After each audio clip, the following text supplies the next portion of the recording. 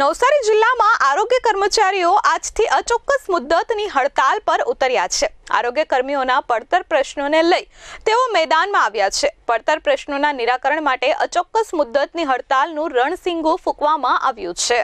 નવસારી જિલ્લામાં આરોગ્ય કર્મીઓ પડતર પ્રશ્નોના નિરાકરણ ન આવતા હડતાલ પર ઉતર્યા છે। આરોગ્ય કર્મી અચોક્કસ મુદ્દતની હડતાલને લઈ જિલ્લામાં આરોગ્ય સેવા પર અસર પહોંચી છે।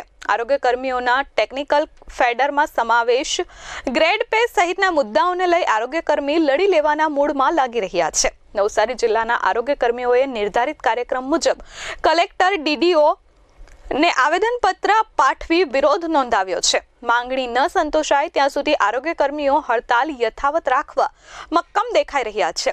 વર્ગ 3ના કર્મચારીઓની અચોક્કસ મુદ્દતની હડતાલમાં નવસારી આરોગ્ય વિભાગના 530 આરોગ્ય કર્મીઓ આ હડતાલમાં જોડાયા છે, જેને કારણે દર્દીઓ હેરાન પરેશાન થયા છે।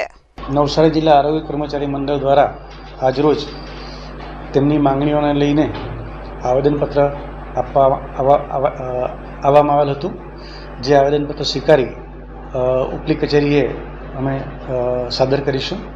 એમની જે માંગણી છે એ મુજબ એ સરકારશ્રીના લેવલની હોય આ આવેદનપત્ર અમે ત્યાં ઉપર મોકલી આપીશું।